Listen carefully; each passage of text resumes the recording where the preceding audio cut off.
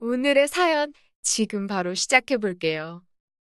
제가 군대도 가기 전에 이야기입니다. 추억팔이나 마찬가지지만 여기 올라온 사연들 못지않게 저한테는 좋았던 추억이라 이렇게 저희 이야기도 하나 적어 보냅니다.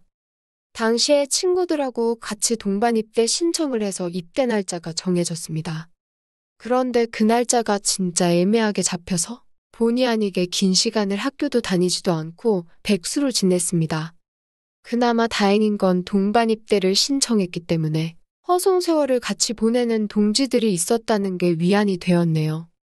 같이 놀고 있는 친구들하고 어디 싸돌아다니는 거 말고는 할 일이 아무것도 없었습니다. 그 시절을 보내본 분들은 다 아시겠지만 혈기는 왕성하고 에너지는 넘쳐나는데 그걸 다 뿜어내기에는 총알이 부족하잖아요. 저 또한 그랬습니다. 그나마 학교 다닐 때는 용돈하라고 집에서 돈도 받고 했는데 휴학까지 해버리니 돈 나올 구석이 하나도 없었지요. 입대까지는 시간이 남았는데 그렇다고 저희 젊음을 아무것도 하지 않고 태워버리기엔 하루가 안타깝던 상황이었습니다.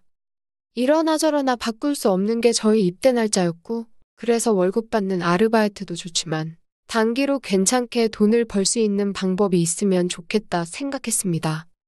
그러다 생각한 게 과외였어요. 다른 건 몰라도 제가 수학 하나만큼은 자신이 있었고 학교도 꽤나 이름이 있던 곳이라 대충 전단지 만들어서 집 근처에 있는 아파트 단지까지 해서 몰래 전단지를 붙이고 다녔습니다. 너무 멀리까지는 가기 싫어서 걸어서 10분 내에 있는 곳까지만 하고 말았는데 과외를 시키기엔 또 애매하게 짧은 기간이라 그랬나 연락이 잘 안 왔습니다. 시세보다 싸게 해줄 생각이 있었는데 금액을 적어놓지 않아서 그랬나 연락이 거의 없었습니다. 결국 수중에 돈이 다 떨어질 때까지 저한테는 아무런 연락이 오지 않았고 그래서 그냥 다른 아르바이트 자리나 찾아봐야겠다 자포자기하고 그나마 집 근처 가까운 곳에서 일할 만한 곳이 있나 찾아볼 요량이었습니다. 당구장에서 친구들이랑 죽치고 시간 보내고 있는데 그날따라 담화가 엄청 잘 붙더군요. 한참 집중하고 있는데 전화가 왔습니다. 과외 선생님을 찾는 전화라고. 그렇게 기다리던 전화였는데 당구 치는데 정신이 팔려서 다음 날에 제가 직접 찾아뵙겠다 말하고 주소만 대충 받아놓고 전화를 끊었습니다. 문자로 받은 주소를 보고 갔는데 제가 전단지에 붙여놓은 아파트가 아니더라고요. 거기서 조금 더 구석으로 들어가야 있는 조금 오래된 빌라였습니다. 제 전단지는 어떻게 보고 연락을 준 건지 싶더라고요. 초인종을 누르니 전화에서 들었던 목소리가 들려왔습니다. 목소리만 들었을 때는 몰랐는데 문을 열고 나온 여자를 보니 갑자기 제 온몸에 열이 확 오르고 얼굴이 뜨거워지는 게 느껴졌습니다. 굳이 비교하자면 연예인 누구를 닮은 동그란 계란형 얼굴을 가진 여자였는데 솔직히 과외를 알아볼 정도로 큰 자식이 있는 애엄마라는 생각은 하나도 들지 않는 동안의 미모였습니다. 심지어 주름 하나 보이지 않는 새하얗고 투명한 피부에 한참 점심이 지난 시간이었는데도 화장기 하나 없는 얼굴만 봤을 때 대학생인 저랑 둘만 두고 본다면 누가 더 나이가 많은 사람인지 구분하기 힘들 정도라 생각했습니다. 긴장해서 그런가 문 앞에서 서투른 인사를 하고 상담을 해보겠다며 그녀를 따라 집 안으로 들어갔습니다. 집에서 있는다고 너무 편하게 입고 있었는데 내 눈치를 안 보는 건지 아니면 조금 보여줘도 상관없는 건지 그런 부분에서는 그녀가 분명 내 또래의 여자는 당연히 아니고 아줌마라는 사실을 깨닫게 해줬습니다. 집이 좁아서 저는 소파에 앉았는데 그녀는 저를 마주보고 앉아야 하니 소파 앞 테이블을 두고 바닥에 앉더라고요. 무릎으로 앉아서 허리를 꼿꼿하게 세우고 있는데 그래도 제 시야가 위에서 아래를 내려다볼 정도로 높이 차이가 있는 자세였으니 이거 상담을 하면서도 눈을 어디다 둬야 할지 정말 고역이었습니다. 그녀한테는 아들이 한 명 있었는데 예체능 게 지망이라 공부를 더럽게 안 한다. 뭐 이런 이야기를 했던 것만 기억이 나네요. 아직도 그녀가 위아래가 붙어있는 원피스를 입고 내 앞에 무릎 꿇고 앉아서 살짝 상기된 얼굴로 저를 쳐다보던 그 장면은 생생한데 그때 나눈 이야기가 무슨 정신에 나눈 이야기였는지 자세히 기억은 나지 않습니다. 아무튼 그렇게 저는 단기로 과외를 하게 되었습니다. 어쩌다 동네 아는 아줌마네 놀러 갔다가 제가 전단지 돌려놓은 걸 봤던 것 같더라고요. 당장 과외시키기에는 형편이 어려운 상황이었는데 기간도 짧고 하는 걸 보니까 제가 군입대 앞두고 돈 벌려는 것 같아서 연락을 준 거라고 하더군요. 제가 원한 것보다 거리가 조금 멀어지긴 했는데 여전히 걸어 다닐 만한 거리에 매일같이 그녀를 만날 생각을 하니 오히려 좋았습니다. 예체능계 지망이에 공부를 더럽게 안 한다 그래서 걱정했는데 몇 번 가르쳐 보니 애가 생각보다 똑똑하더라고요. 알려주는 대로 족족 그대로 흡수를 하고 질문도 많고 말이죠. 그런데 제가 설명도 잘 못하고 버벅이는 걸 보니 이 친구가 제가 과외하기에는 조금 많이 모자라다는 걸 눈치를 챈 모양이었습니다. 그래서 조만간 잘리겠거니 싶어서 저도 에라 모르겠다 싶어서 가르쳐주는 건 대충 하고 그냥 수다나 떨고 하면서 놀기 시작했죠. 그러다 보니 조금 친해지게 되었습니다. 한 달 조금 넘게 지났는데 아줌마가 잠깐 저 좀 보자고 하길래 이제 드디어 과외 자리 잘리겠거니 싶었습니다. 한 달 조금 넘게 한 거 돈만 받아내면 되겠다 이 생각을 하고 있었는데 아줌마가 저한텐 난데없이 고맙다고 하더라고요. 예상치도 못한 말에 무슨 말을 하는 건가 싶었는데 애가 남편이 세상을 떠나고 난 뒤로 많이 우울해 있었는데 요즘 제가 과외를 시작하고 나서 제 이야기도 많이 하고 잘 웃고 많이 밝아졌다고 하는 겁니다.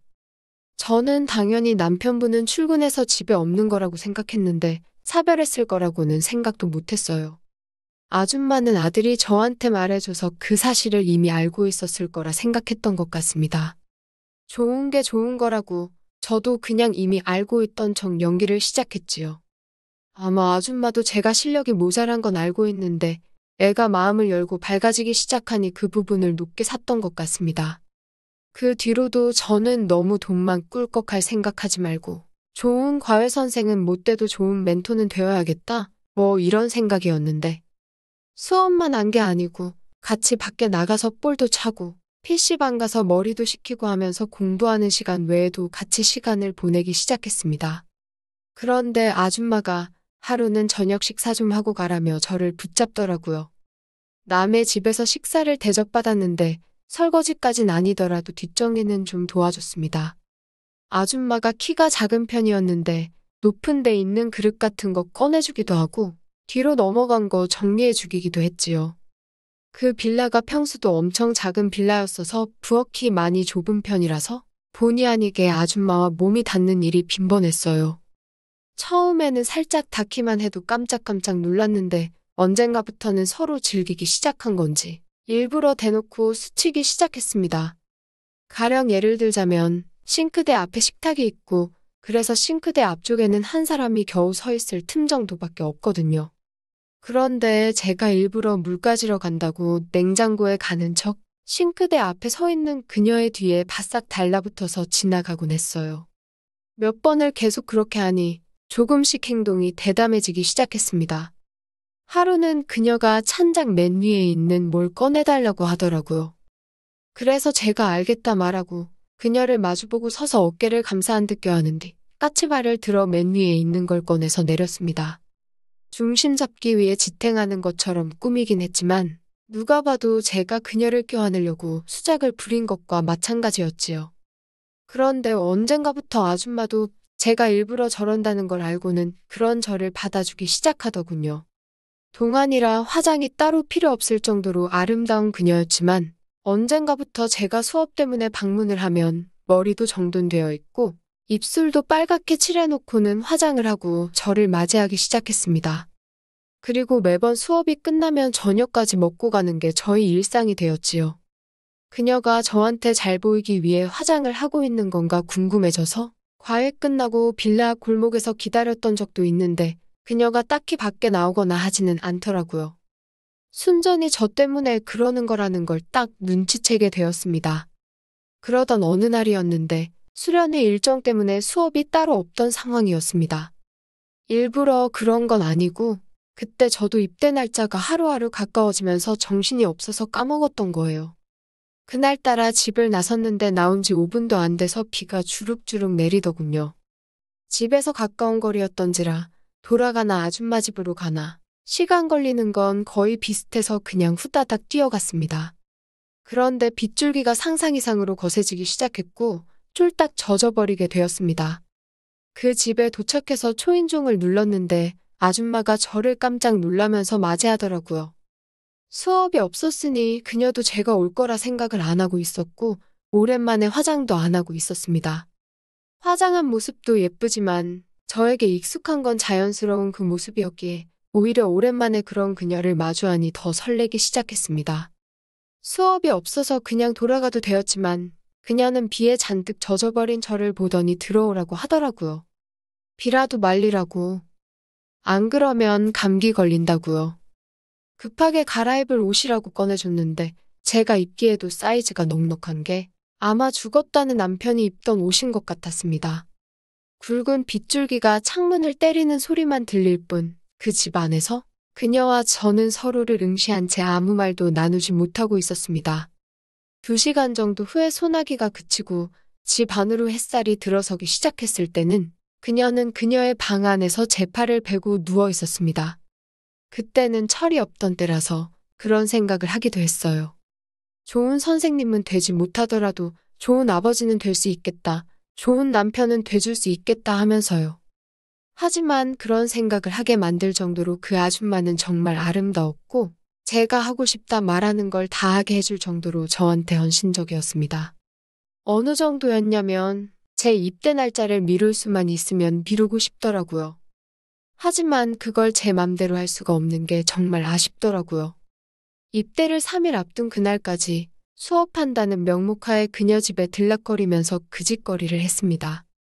군대 다녀와서 꼭 다시 돌아오겠다. 아빠가 되지는 못해도 최선을 다하겠다. 작별 인사를 했는데 그녀의 표정이 감동을 한 건지 엄청 의외라는 표정이었습니다. 당연히 저는 그녀가 저를 기다릴 줄 알았는데 첫 신병위로 휴가 나오고 군복을 입은 늠름한 모습을 보여주고자 그녀 집에 찾아갔는데 초인종을 누르니 웬 모르는 사람이 튀어나오더군요. 전에 살던 분은 어디 갔냐고 물으니 저한테는 말도 없이 이사를 떠났던 겁니다. 마지막 날 보여줬던 당황스러운 표정은 저를 기다리겠다는 뜻이 아니고 부담스럽다는 표정이었나 봅니다. 이렇게 저의 첫사랑의 추억은 끝이 납니다. 아직도 소나기가 오면 축축한 빗물내음에 가장 먼저 떠오르는 게 그녀입니다. 아마 저도 오래된 기억이기에 그녀가 더 아름답게 제 머릿속에 자리 잡았을 수도 있다고 생각합니다만 아직도 그때의 향기, 그때의 분위기를 생각하면 제 인생에 2번은 없을 좋은 추억이라는 생각이 드네요. 오늘의 사연은 여기까지네요. 긴 사연 끝까지 들어주셔서 감사합니다. 구독과 좋아요 잊지 말아주세요.